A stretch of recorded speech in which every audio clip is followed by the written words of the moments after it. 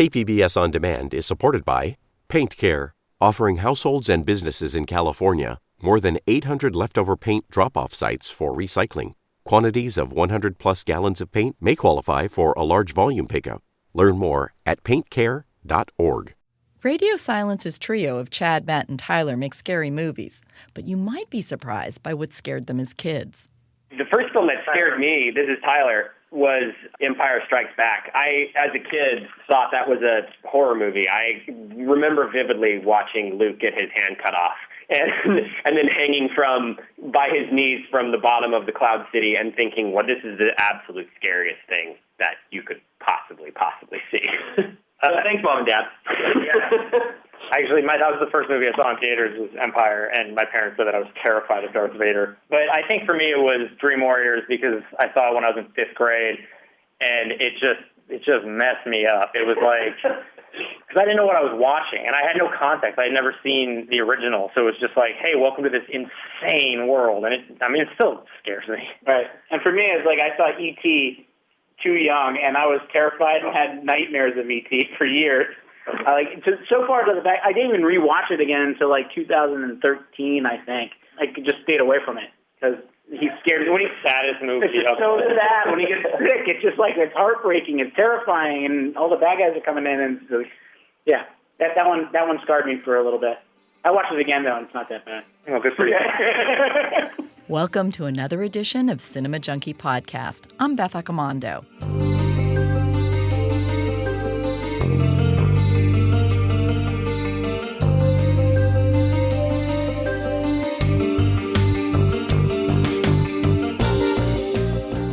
Radio Silence has a new horror film called Ready or Not, and it opens in theaters on August 21st. But I got to speak with these filmmakers and pranksters last month about their new film and their path to Hollywood. Here's a little of the trailer for Ready or Not, in which a young bride discovers some of the family traditions she's about to marry into. I can't believe that in half an hour, I will be a part of the Ladomus Gaming Dynasty Empire. Dominion. We prefer Dominion. I honestly can't wait to be a part of your family. There's just one more thing, and then you are officially part of the family. So, at midnight, you have to play a game. Why? It's just something we do when someone new joins the family. A game. What game? Hide and seek? Are we really going to play that? Well, the rules are simple. You can hide anywhere. We then try to find you. So there's no way for me to win, right? And stay hidden till dawn. No, thank you. Good luck. Speaking to Chad Villella, Matt Bettineli-Olpin, and Tyler Gillett by phone felt a little like herding cats. When three longtime friends work together, they tend to talk on top of each other and complete each other's sentences in ways that can be hard to follow without the benefit of seeing them in front of you. But since they present themselves as one entity, maybe it doesn't matter who's talking. What does matter is this talented trio has a singular vision about how to make a movie, and they've managed to bring their unique sensibilities to the screen without having to compromise. I asked the Radio Silence guys to identify themselves when they spoke, and they mostly do. But even when you're not sure who's talking, I think you'll be as entertained as I was by the energy, passion, and craft these young filmmakers bring to the table. I'm going to take a short break, and then I'll be back with the rowdy trio of Radio Silence. KPBS On Demand is supported by Marrokal Design and Remodeling, helping homeowners with their home remodeling needs. From ADUs to kitchen remodels, room additions, and custom homes, Marrokal Design and Remodeling can help homeowners design and build their dream homes. More at trustyourhometous.com. First of all, the name Radio Silence is interesting for a group of people that have decided to work in movies. So explain a little bit about what Radio Silence is and kind of what the genesis of this group was. We started working together 10 years ago now. This is Tyler. We started working together 10 years ago or so. The name Radio Silence came about. It's sort of a... I guess it's based on the way that we all started working together. We had this very do-it-yourself mentality, and as we were starting to get some followers for the stuff we were making online, we were getting a handful of meetings around town, and we were oftentimes having conversations with people, and that would end with, hey, we should work together on something. Let's find a project to do. And we, of course, were saying yes to everything. We wanted nothing more than to continue to make projects, so we would say yes and then follow up and never hear back. Whole lot of radio silence. And I think it was just a reminder that for us to continue to make stuff, it was going to be about not asking for permission and to just go and do and tell the stories that we wanted to tell. It's been a reminder of how we started, but I think also of how we love to work, which is to just find something that we love and then pursue it until it's done. So did you guys start with those online pranks and things like that? Was that where the group kind of had its beginnings? No, we did. We started as Chad, Matt, and Rob. Our first Chad, Matt, and Rob video came out in July of 2007. That's Chad, by the way. This is Chad. And we did the prank videos. We did a bunch of like random shorts that were kind of just all over the place. We did interactive adventures, which were choose-your-own-adventure stories that kind of like were similar in theme and tone to what we did with Ready or Not. They kind of blended different elements of action and comedy and genre and horror into their shorts. But, you know, they were choose-your-own-adventure style. So you get at the end of each video, you got to choose another path to go down, and hopefully you can make it there without dying. And did you guys have formal film school education, or did you just kind of jump into this? Chad did not go to film school. I went to film school in Santa Cruz, which was more about, it was very, very art film based at the time when I was there in the 90s. And Tyler went to slightly more traditional film school. But all in all, we kind of have always treated our work as its own film school. When we started making stuff together, as Chad was just saying, you know, we had no money. It was just time and ambition. So we'd get together and decide what we want to make and then go out and make it. And that usually involved us doing everything from getting the costumes to getting the food to getting the camera to lighting it, gaffing it. Everything was on us at that point. And it was a good way for us to really learn all facets of movie making. You know, we'd be editing it, we'd be doing the sound design. And what's great about the evolution from that is that now we can hire really talented people to do a lot of that for us who are much better than us. But it gave us a good like bird's eye view on the whole process. Well, you guys are a lot younger than me, and so when I started and went to film school, you know, we had to shoot on film, which meant you had to get work prints, and like there were a lot of these expenses, and you know, you couldn't see what you were shooting at all. So do you feel that kind of the advances in technology have made it easier for people like you to kind of jump in and just start experimenting with the kind of stories and things you want to do a little more readily than, say, 20 years ago? This is Tyler. Yeah, absolutely. The way that we started working, it was all about just using whatever we had access to, and thankfully, technology has made it possible for just about anybody who has a phone in their pocket to pick up a camera and shoot something.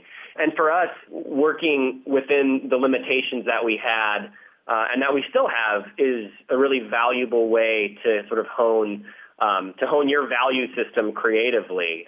You know, when you don't have a lot of time or a lot of money, you find yourself having to really make specific choices to tell the story the way you want to tell it. And for us, that's always come back to finding interesting characters and getting really specific about what the struggles between those characters are. And yeah, you don't need a whole lot now to go out and tell one of those stories. And we think it's such an amazing time to be both in the business, but also to just be a viewer and a watcher of content, because there's such an incredible variety of stories out there now. And there are so many that are so good that maybe, you know, 10, 15 years ago wouldn't have been told. So it's a really exciting time for storytellers. And how did Ready or Not come to you? Was this a project that you initiated, or did it come to you as a script? It came to us as a script, actually, twice. One time, the first time it came to us, we didn't get attached to it. They were already down the path with somebody else. The second time it came to us, we're like, we can't let this pass up again.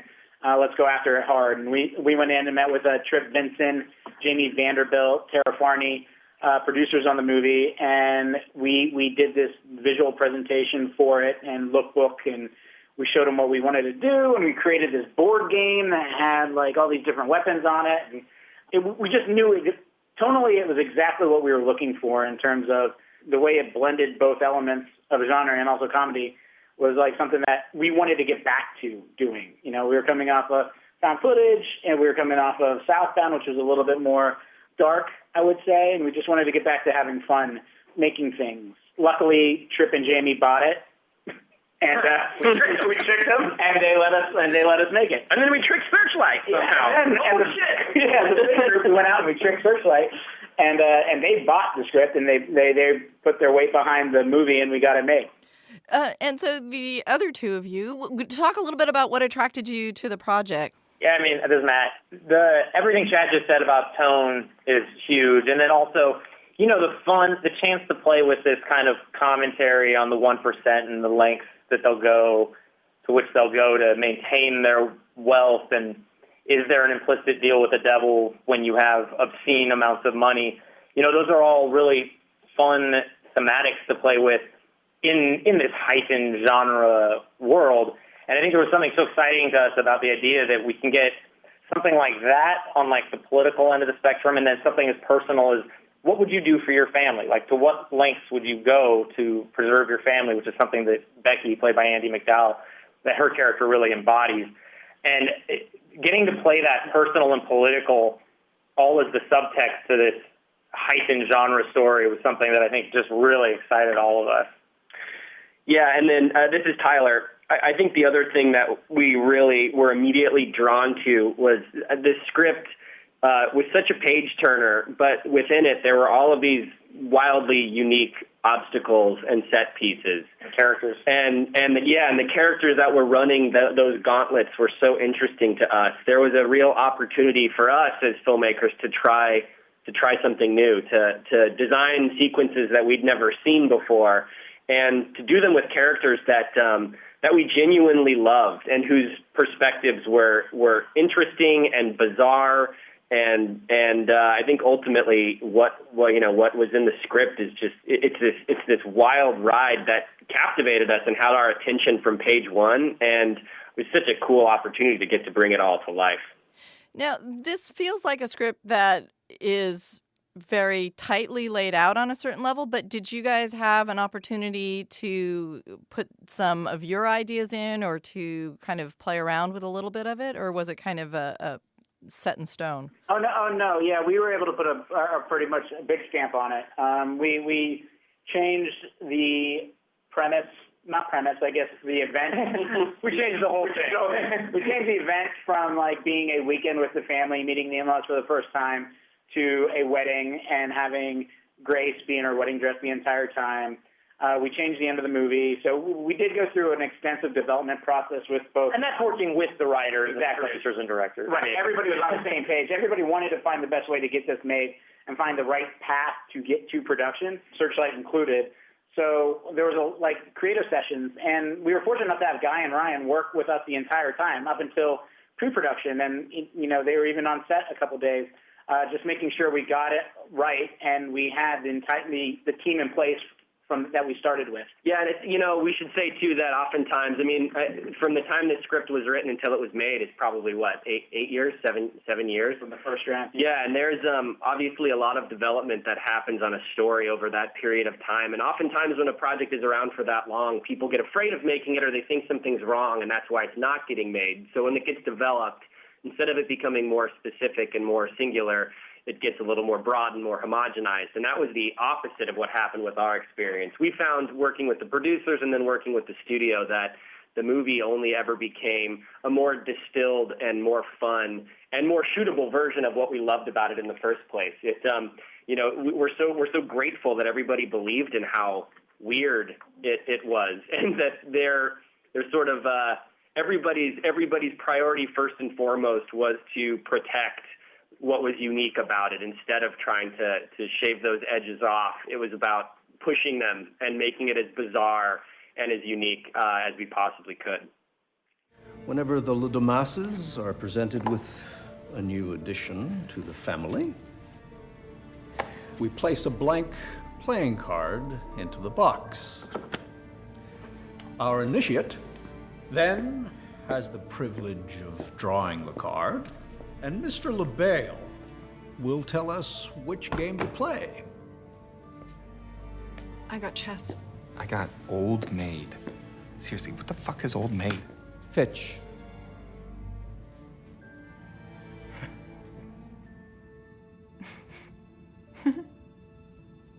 So I just take out the card? My dear, it is your turn.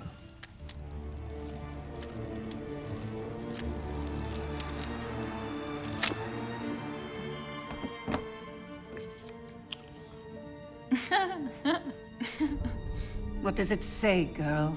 Oh, it says hide and seek. Are we really gonna play that?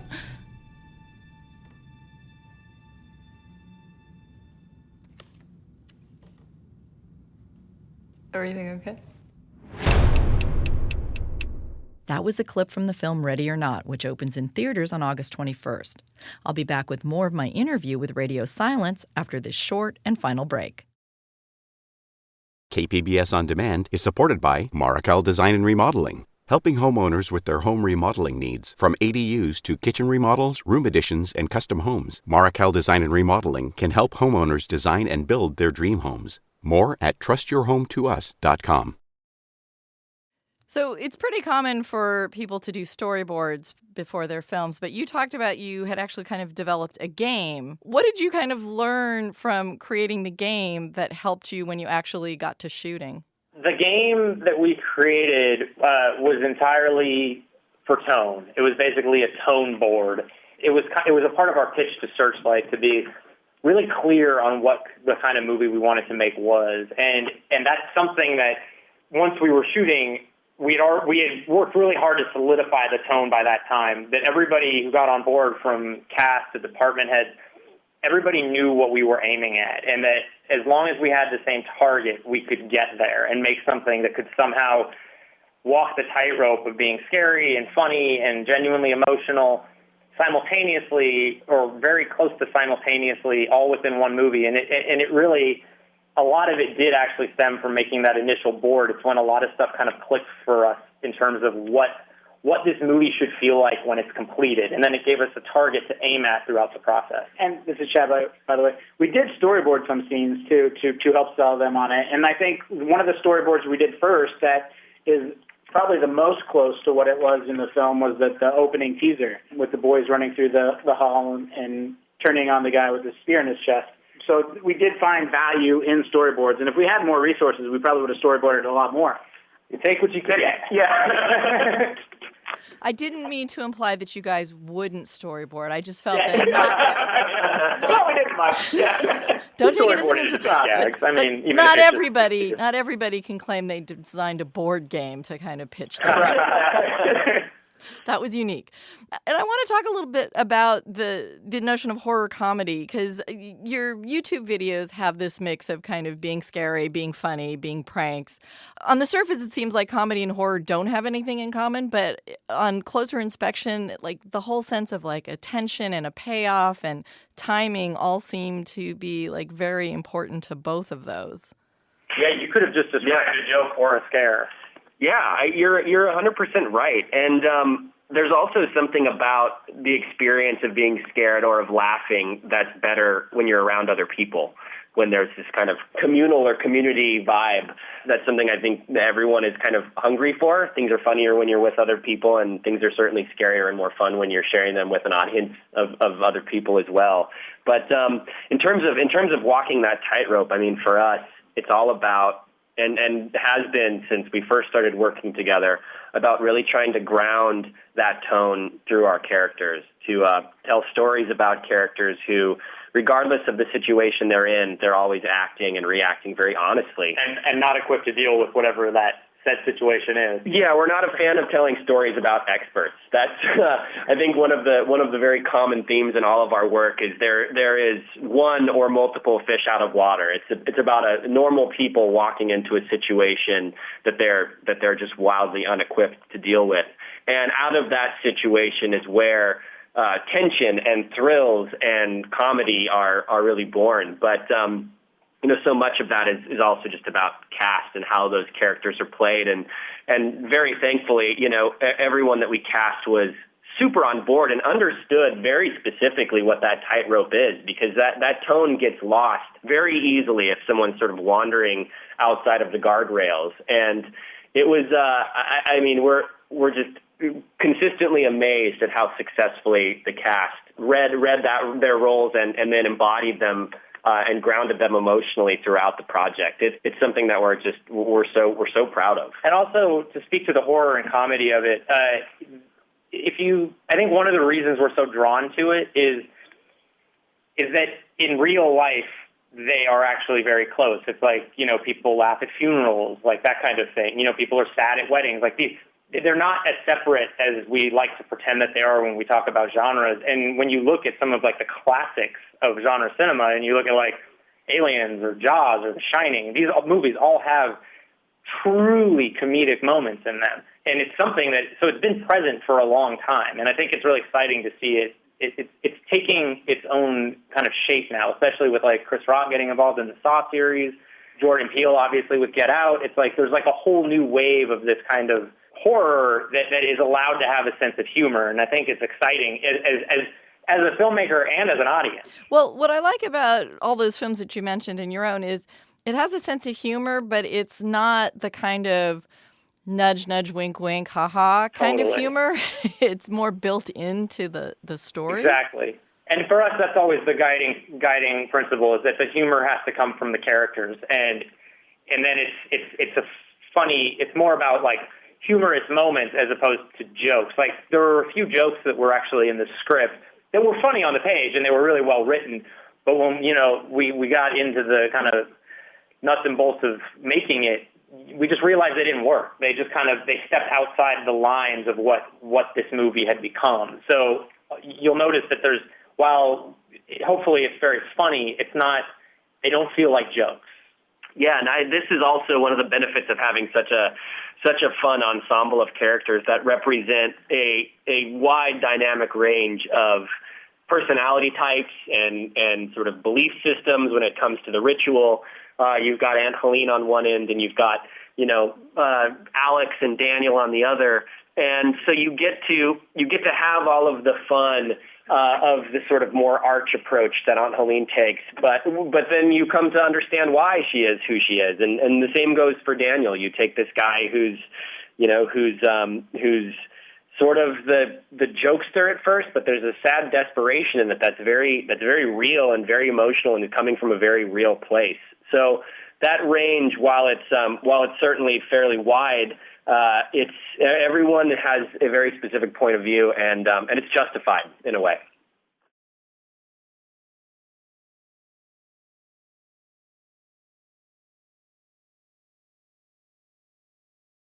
One of the things about it, too, you mentioned the characters, and one of the things that I really liked is that you could, on a certain level, take away the horror aspects, and it's just about this kind of dysfunctional family get-together, because these characters really do have kind of some nicely drawn traits and personalities. Yeah, this is Matt.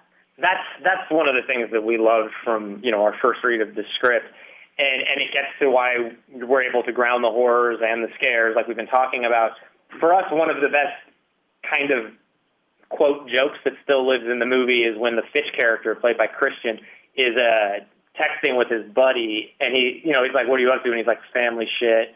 And you're like, right, because at the end of the day, this is just a family drama, a, quote, wacky, messed up family.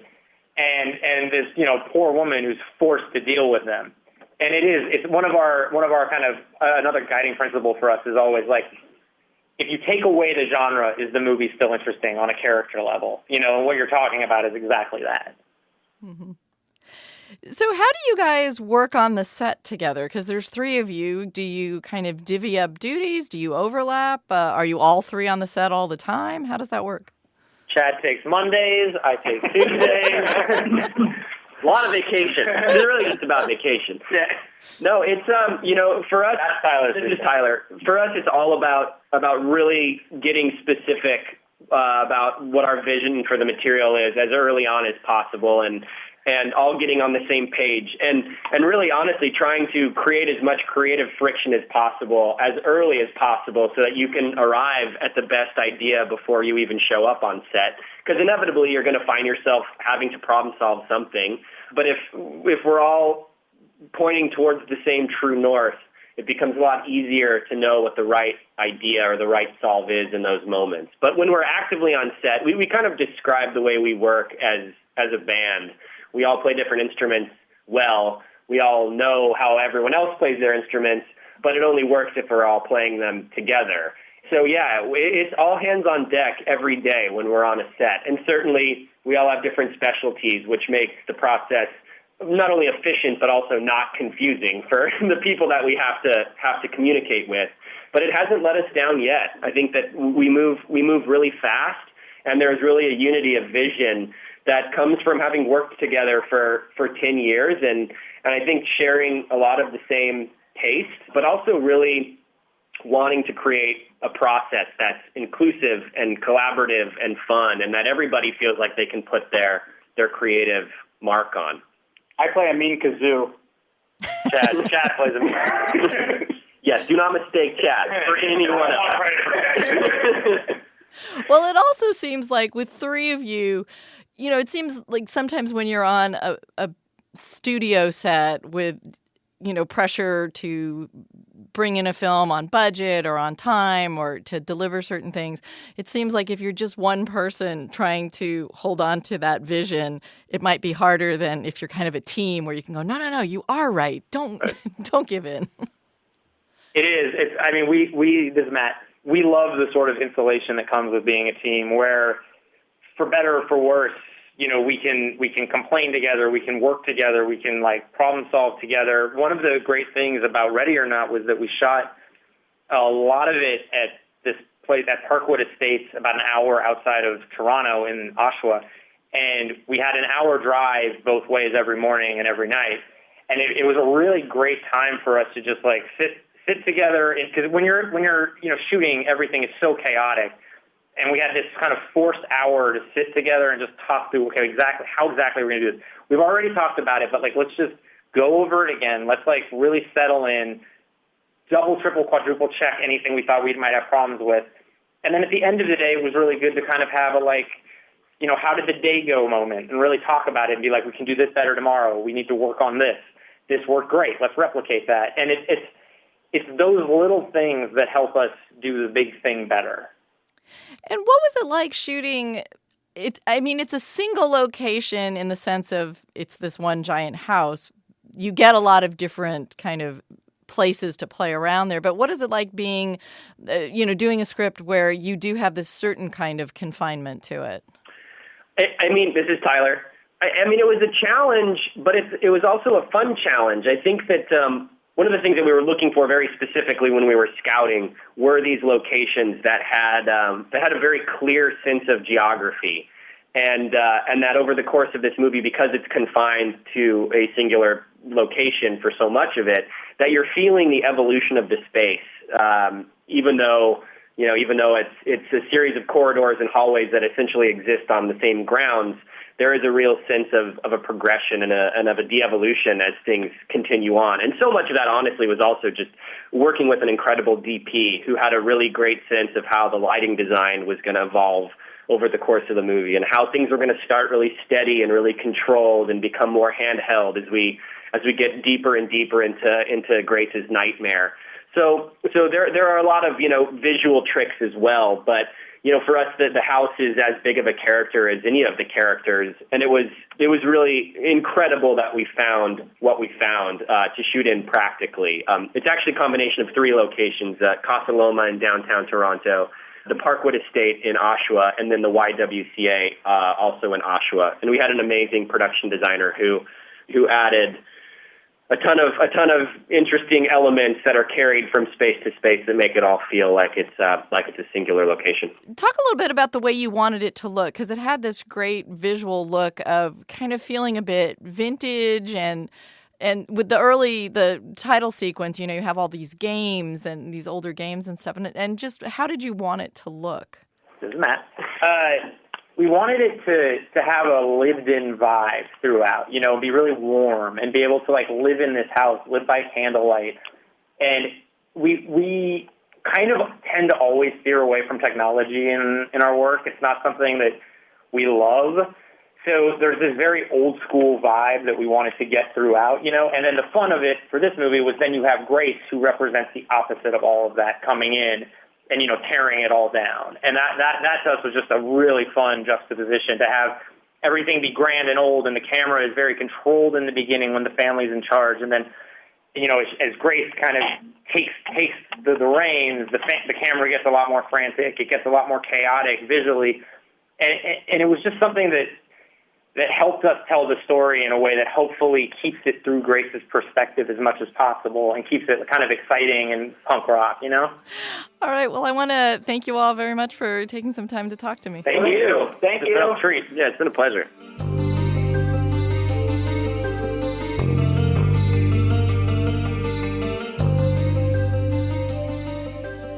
That was Chad Villella, Matt Bettineli-Olpin, and Tyler Gillett, also known as Radio Silence. Their new film, Ready or Not, opens on August 21st. Cinema Junkie comes out every other Friday, and if you enjoy the show, please subscribe to the podcast and leave a review on iTunes. Or just tell a friend to take a listen. Thanks to everyone who's already left a review or converted friends into subscribers. Till our next Film Fix, I'm Beth Accomando, your resident Cinema Junkie.